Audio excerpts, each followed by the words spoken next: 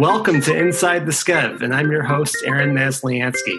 Today, we are here with Scott Rochelle, and Scott is the head of the National Basketball Retired Players Association and lives here in Evanston and, is very involved here. And I love basketball, and, it's so cool to be able to talk about it. I wish the season was still going on right now, but I'm really enjoying watching The Last Dance. So Yes. That's a lot of fun. Have you been watching that?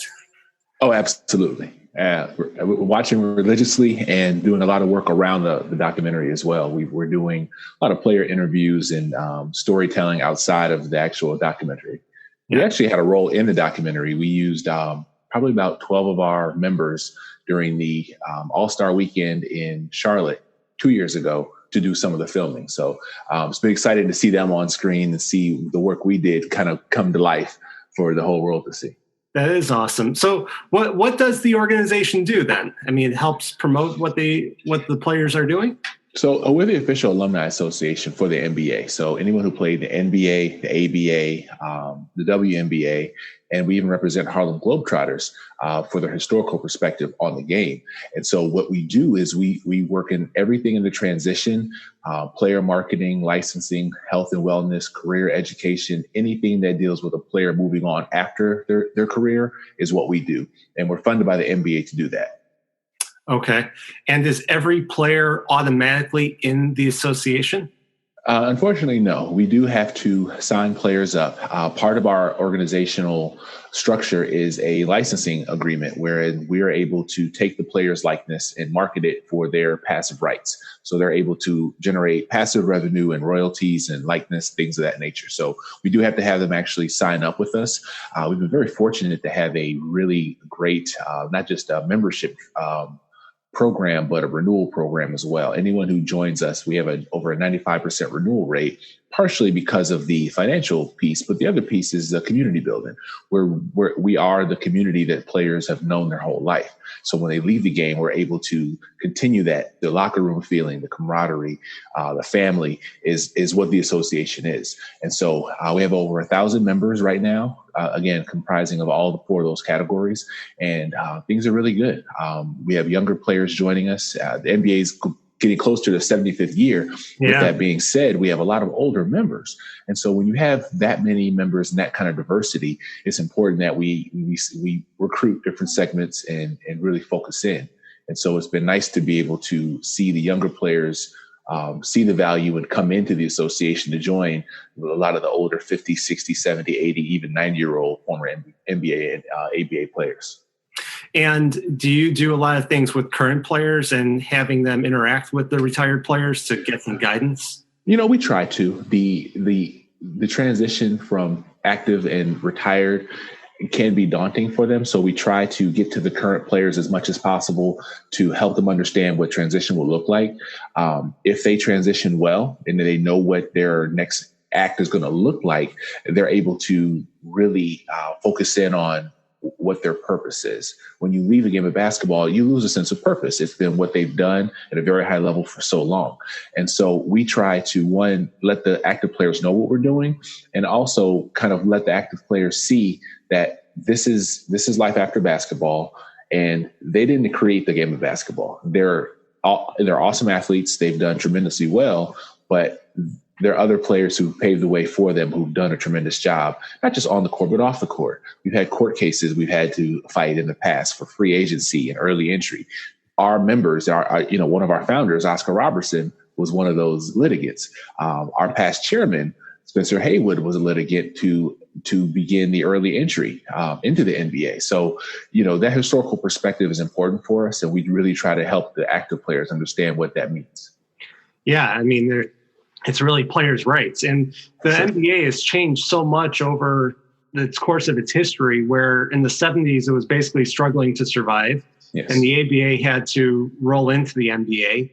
And then it just went through a massive explosion of popularity, which is what we're seeing when we're watching The Last Dance and learning about that. So are there things that you do to try to, get some of these players more who are retired, who've been retired from a long time, to be able to make more income off their likeness? Because they didn't get these massive contracts that players get nowadays. Right. The marketing piece of it is very nuanced. There are the top 50 players who always are in demand for autographs, appearances, different jersey sales. But, the challenge for us is to make sure that we have the marketing piece in the regional areas. So a player who played in the NBA but had a really strong college career, we're able to, capitalize on their marketability there and help them there. So if there are appearances in that region, hate to say it, but the NCAA tournament was one of our biggest revenue opportunities because you have regional tournaments and regional, events going on. We're able to pair dozens of players with each regional event. And although they may not make huge money on a global scale as a former NBA player, their college career and their regional importance is really marketable. So we lost out this year, obviously for good reason, for the health and safety of the country. But we work a lot just globally as well as locally to help everyone try to maximize whatever they can to use their likeness to keep it going. Right. Yeah. I mean, that's been such a tough thing, coronavirus for every industry, and sports has been a massive hit. I mean, do you think the NBA season is going to start up again? We're going to have playoffs? It's day by day. The story changes. I know that there is a heavy push to continue the games. There are partnership things to consider. The players want to play, but they want to remain safe. And so every day there are meetings and there are discussions on how to make this work, if it can work. Every day is different. The momentum swings completely. And I couldn't tell you what I think is going to happen. I do know that there is heavy interest in making something happen for the rest of the year. We're communicating with the NBA to see what we can do around, obviously not being active players, being former players. Much of what we do is around active games, player appearances, suite visits, the little simple things like that, which, I'm not saying we took for granted, but those things that we really thrive around, we're missing. And so we're trying to find best ways to keep it going, keep players engaged, doing a lot of digital work, and hoping that there is a time when we can bring it all together. We typically get together in the summertime around the NBA Summer League. We're not sure what's going to happen with that. So a lot of contingencies, a lot of things up in the air, but the communication has been tremendous. And we've really been working internally and externally to know that, the next move we make is going to be the right move. Yeah, I mean, there's a lot to consider. And, this past NBA season has been one of the craziest ones in memory. Yes. Obviously Kobe dying has had a dramatic effect on the country. For sure. And then, everything shutting down, basically everything shut down when the NBA said we're stopping play. And it just shows you the importance of the NBA and basketball on American culture, global culture. Yeah. I mean, did it strike you and, the people, the retired players and everybody who you speak to? It was supreme leadership, from my opinion. It was a risk. The NBA was the first league to say, we're not going to keep going. We're going to shut it down. And everyone followed suit. And I think everyone got the message at that point. Was it shocking? Not necessarily. The NBA has always been very well led and hasn't always made the most popular decisions, but they're the right decisions. And with that one, it did make sense to me at the time. You had player safety, you had the public safety all wrapped in one, where you literally have players on the court and being tested on site for the coronavirus at that time. And so swift action was taken. It was necessary. And I think that the country is much better off because of the decision the NBA made, and it wasn't popular. A lot of money's being lost. This is not easy for them. But it definitely did save lives, which is at the end of the day, the most important thing. That is the most important thing. And, so many players have gotten it, and high profile players, and it doesn't matter if you're high profile or not, right. But just, I think it's been a wake up call that was really, it made it really serious for people. For sure. I've read some things about like Stephon Marbury about how he's been trying to tell everybody about what's been going on because he's in China and everything else. And that really influenced the decision a lot to shut down. But, to go back to Kobe, um, all the different events that they've had to remember him, it's incredibly sad. But did you see a lot of alumni getting together and connecting who hadn't seen each other in years because of that? Absolutely. And so to give a little bit more perspective on it, we lost David Stern at New Year's. Yeah, and so there was a memorial service, and there was a lot around David Stern's passing and remembering him. And so, within weeks we lose Kobe. And so it's shocking, obviously. And it really does, shut everyone down, because Kobe was an amazing talent on the court, but his post-career accomplishments and activities and everything had grown to he was the model retired player. Right. He was not just doing so much great work in the community. He had great business acumen, the family aspect. He was really hard to work with once he retired. And I say this kind of tongue in cheek. He was difficult to work with because we couldn't schedule anything with him, because his schedule was based around his daughter's basketball. Everything we tried to do, everything we put together had to wait. And even the Los Angeles All-Star weekend, he missed a great chunk of that because he was working with his daughter. Looking back on it, you understand it. And, we always rolled our eyes and said, oh, here, Kobe's tough to deal with, but you get it. and you see that in his leadership. And when Kobe passed, the conversation wasn't about him being the greatest on the court. The conversation was about everything around what he had become off the court. We had the hashtag, girl dad, and men all across the world are posting pictures with their daughters and aspiring to be the father that Kobe was. That's what's most important. That's what makes him so important to society, was that he was more than a basketball player. He was really just a model person. And yes, he had a past that had to be atoned for, but he had spent so much time working on so many things that were important, supporting the women's game, doing so much with his kids and the community. He has a reading program. The guy's writing books and things. And so we were really proud of that. And when we lost that, we lost so much more than just a basketball player. Yeah. I was really moved by watching the interviews like on TNT when like Shaq went around and Dwayne Wade and all the guys just talking about their experiences. And it was just like, I just couldn't get enough watching it because I was feeling so sad about it. And it was, helpful to be able to hear that. And, you look at, I grew up, I think we're about the same age. I grew up in the early 80s in Chicago, loved the Bulls. And I look up to these guys and just, I love basketball, playing it. But just to see the humanity of people, and you look at people like they're giants and heroes, they're people just like us. Yes. And it was really moving. No, for sure. And in this job, I get to see the whole person when it comes to the players, not just what they were on the court or their big personality in the media. You get to meet the whole person, and you really fall in love with these guys and their personalities and everything that they bring to the table. They're just like everyone else. They're fathers, husbands. I call them regular citizens, but so much more goes into them than just dribbling the ball. And so working with them shows you that. It makes you appreciate it, and you really do see the world differently. How did you get involved there? So I've always wanted to work in sports.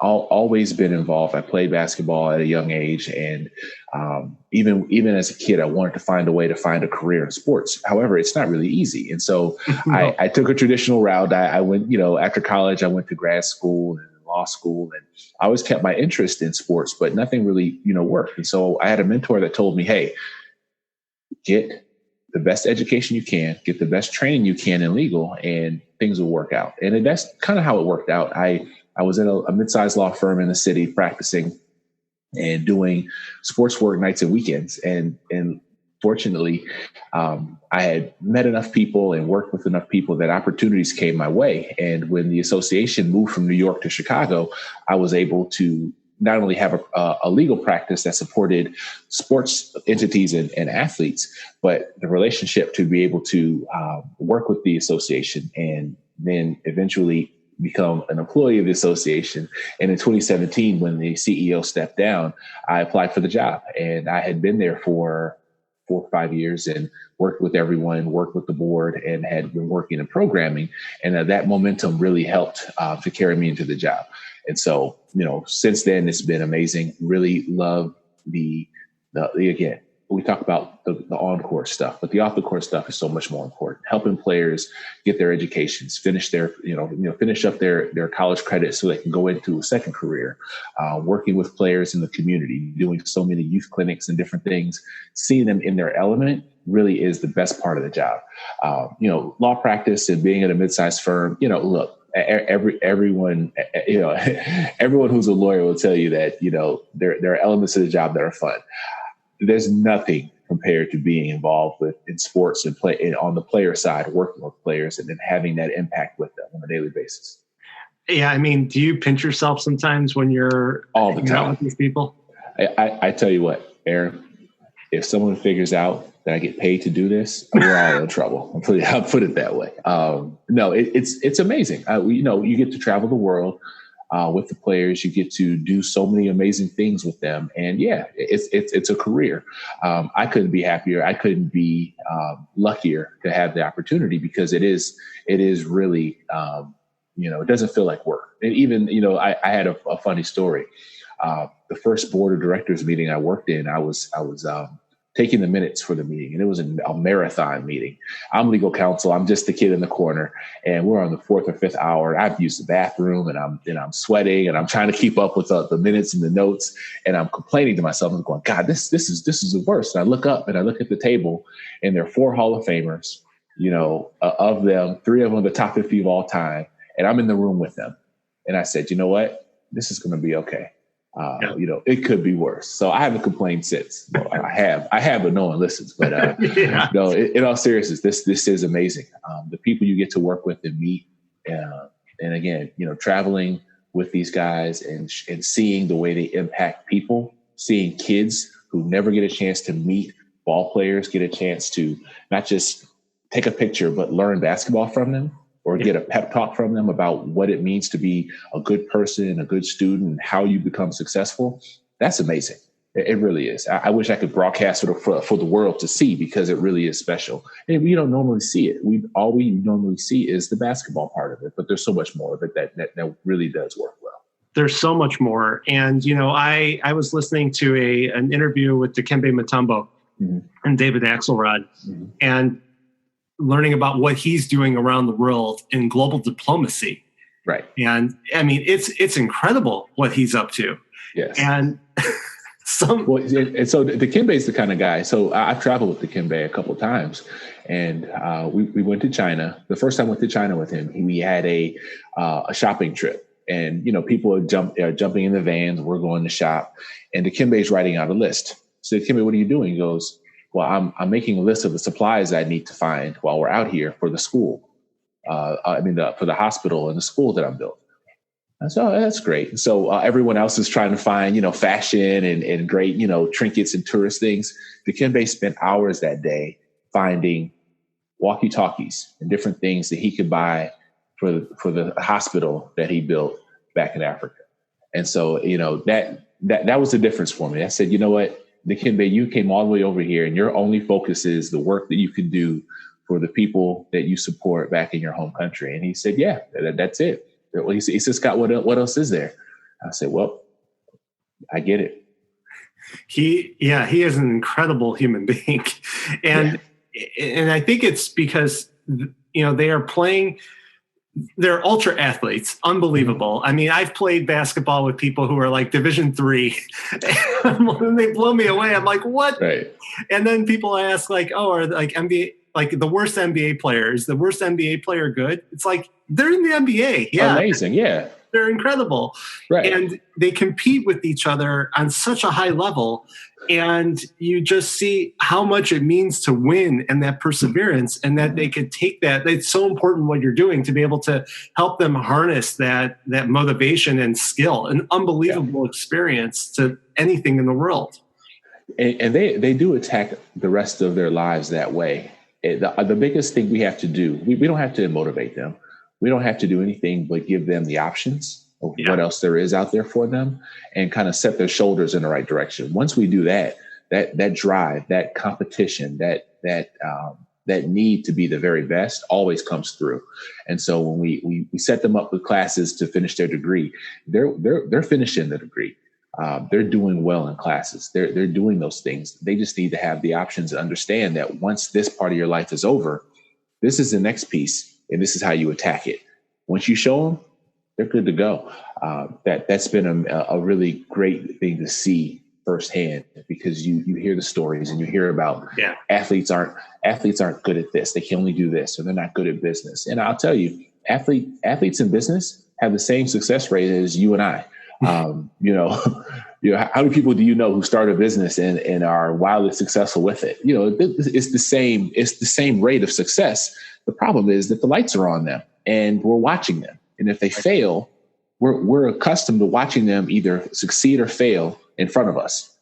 So now we're watching them in their second act. Oh, you failed. Oh, that's the wrong thing. Guess what? We're all failing all the time. And so, what they bring to the table, with regard to, drive and energy, those things, it's much more than the average person.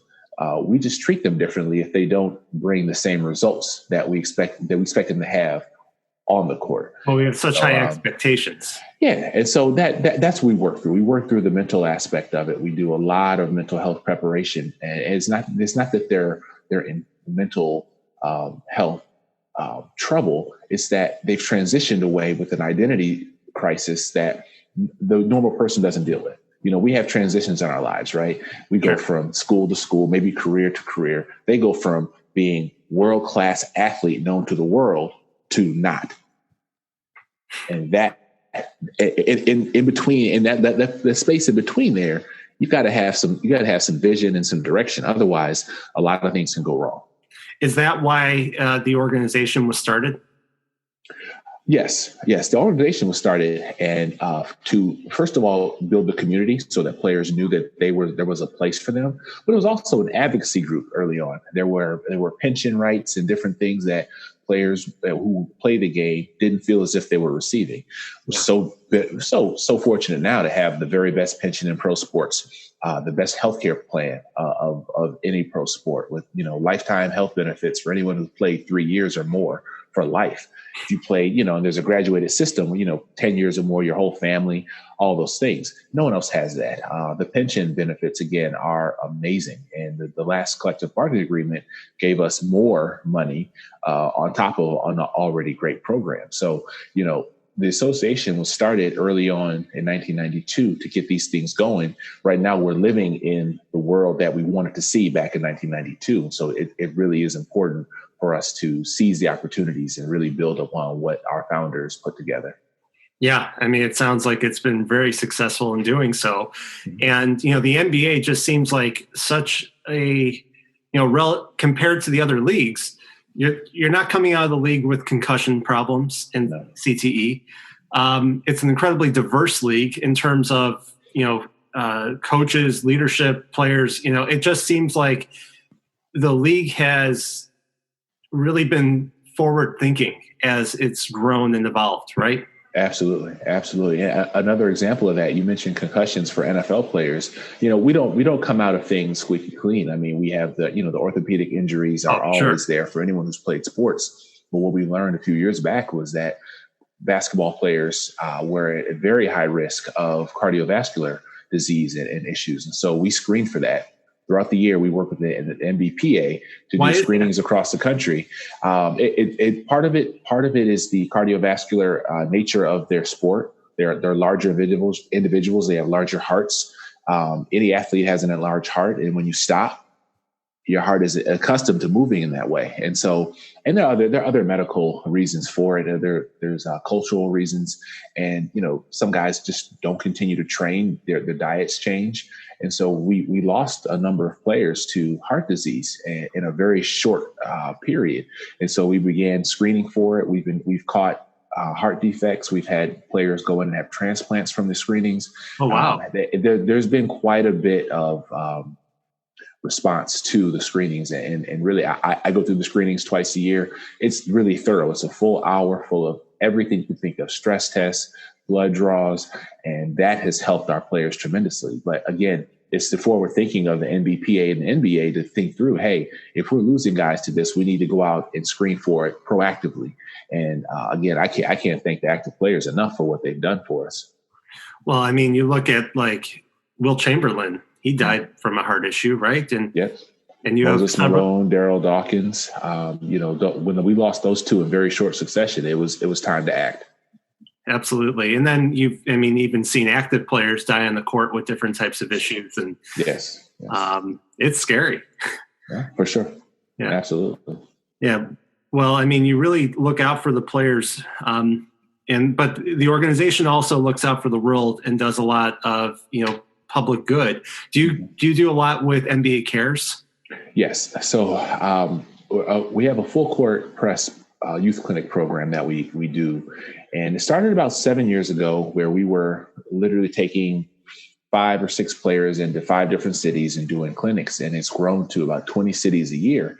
And it was originally an NBA Cares partnership. We've grown into a junior NBA affiliation, so that we're teaching basketball skills through the junior NBA platform. We're doing life skills as well with some of our national partners. The National Police Athletic League has worked with us. And so now we're going 20 cities, 5 to 6 players each city. Thousands of kids are being impacted. It really has been amazing for us. And so anytime we can work with the NBA's community service group, we do.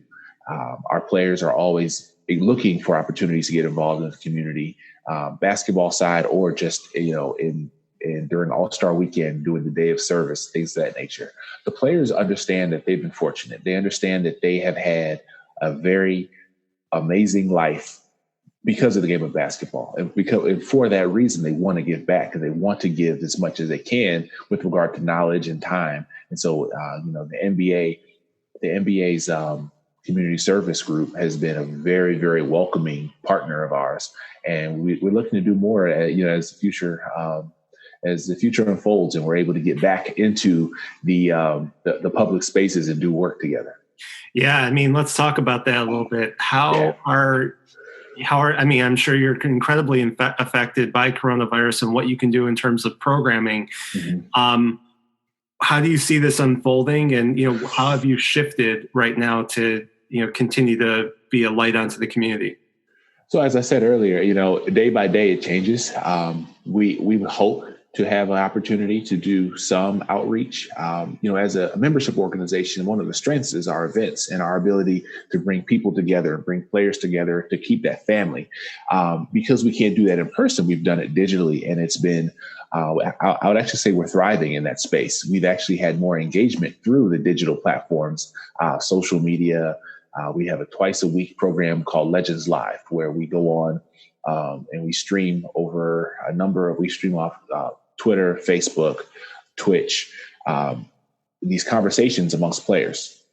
Yesterday we had Jaren Jackson Jr. and Jaren Jackson Sr., a father-son NBA duo, and Stephen Howard, who's one of our members who's in broadcasting. They had an amazing conversation together, talking about getting through this situation, but also the history of basketball and what they're doing as a family and how it all works together. We keep those conversations going, and we do that. We have more engagement. We have more players involved. And it's really, again, I say we're thriving in this. It's unfortunate we have to have this type of communication only, but it's been really good for us to push out as much content as we're pushing out. And let's be clear, with the Jordan Last Dance documentary and all the history that's being put out, it's good for our players. Our players lived that. They were a part of that. So to go back to it now, it's been amazing for them, and give them the opportunity to talk about it has been great. So although we can't get together, we can't come to games, and we can't do our usual parties and social activities and youth clinics, we are impacting our membership. And I feel that we're impacting the community by being leaders and talking about the game. Even though we can't play the game, we talk about it, and the larger issues around the game are still there, very much on the topic. On topic for the work that's being done with us as well as the NBA. So, again, it's an unfortunate situation we're in. We're making the best of it. In many ways, we're thriving because we've been able to touch more people than we normally do. Yeah. And, when you hear these types of conversations and, you hear these guys who played years ago, it gives you goosebumps, and it takes you into that time period and away from, the scary reality. No, for sure. And they have the best stories. These players have amazing stories. They live through so much. And as much as we can do to tell their stories, the better we all are. I have the opportunity to sit and listen to so many different stories that some of them I can't even repeat, but I wish that more people could hear them. And so what we do is we try to put as many players in a position to share and not just share the story, but show another side of themselves, where people can see the depth that they have. And that's the goal right now. And it's been working, and we're going to continue to do that. Oh, I love it. I would love, I think about like the All-Star weekend. It was in Chicago this year. So that must've been an awesome experience for you. Yes. And I just remember like Charles Barkley talking about like all the different parties for all the, former players and whatnot. And I would just love to be a fly in the wall and listen to those conversations.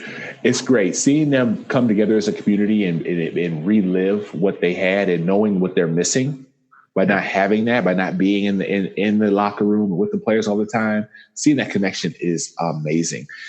They enjoy it so much. And, that's the hardest part about this. We can't create that environment. And some of the older players are having to learn to do things digitally.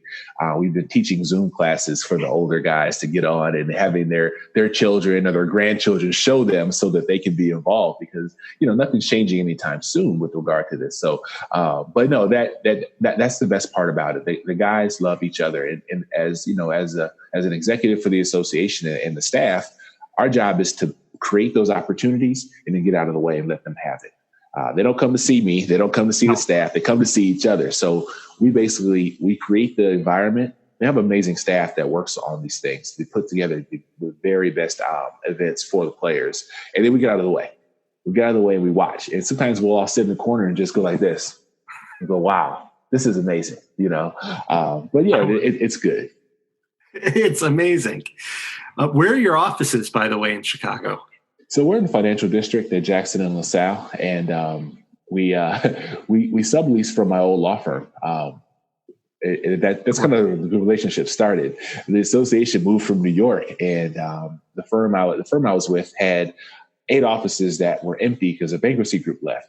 And so we said, hey, we'll be your attorneys, but we also have space here for you. And it just worked out beautifully. So we sublease from the firm, and we have, a nice little 8 offices in the corner that we're able to use. And it's great because it keeps our overhead down. The less we spend on overhead, the more we spend on our players. So it really has been a nice arrangement for us. Yeah, that is a good, perfect arrangement. Yes. And, just to get back a little bit to the SCEV here in Evanston, how long have you been here, and, your relationship with Evanston? Born and raised. I went to Evanston. I went to all Evanston schools. I was born and raised in Skokie, and then live in Evanston now. And both parents were educators in the Evanston school system. I had a short stint. I had one term on the Evanston school board, and that was amazing because it was being able to come back once I graduated from law school and come back to the community and re-engage. It really helped me understand where the community was now. And, education's, I call it the family business. With so many educators in the family. And so finally having a role in education was great, but having a role in education in my own community was just amazing. When you get to learn, the community needs, and you go back to the school and you help, the communication point. Obviously, school board isn't running the school. We're not, day to day, right. But, when something is going on in the community and you don't, and the school is doing something that or the school, there's an opinion that somehow something isn't right, the school board has to hear it, And so that was probably the best part about it, was the communication piece of it, of learning exactly what the pulse of the community was with regard to education, and using your vote at times to really help move things along. Yeah, I mean, I think in Evanston, definitely there's a huge value to education here. Yes. And, I've interviewed Dr. Witherspoon and talked about, his experience there. He is super enthusiastic about the school. I've never met somebody more enthusiastic about the school that they're running, but it's awesome. I love that. And I think it flows through to the students and to the community at large. I'll tell you, Eric's enthusiasm was, I would say, is infectious. And I'll say this, I'm happy to say it now. I learned a lot about leadership from him. I was on his board. And so watching him as the chief executive of the school district, and then seeing how our board operated, helps me tremendously in my job today, because now I'm the chief executive and I manage a board. And there are times when I think about it, I go, wow, I get it. I understand where Eric was coming from, or I understand the challenges he had. And because we weren't the easiest board to work with. School boards are full of strong personalities, and sometimes there's the fighting there. But I really appreciate him more now that I've been in that role, and look back and see how he was managing things and how he used that energy to push us through. There was always, a smile on his face, and he was always positive. And even in tough times, he was saying, we're going to get through this, and we're going to do it this way. And so I appreciate Eric a lot more that I'm off the board than I look back on it than probably did when I was there. Although I love everyone at that school. Again, the school has been a part of my life. My mother was a guidance counselor there. She retired at Evanston. She did Section 65 and 202. My father started in 65, went to 202, and then finished in 65. And so, everything about Evanston schools is everything to me. I'm a graduate, and coming back and being able to have a little itty bitty role in how Evanston schools operated was special. Yeah, no, they are great. My kids are in Walker in District 65.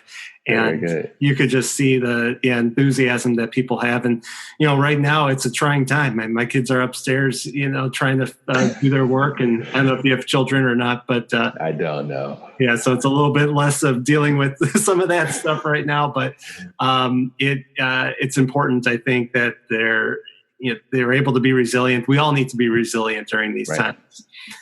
If people want to be able to find what's going on with your organization, where should they go and follow?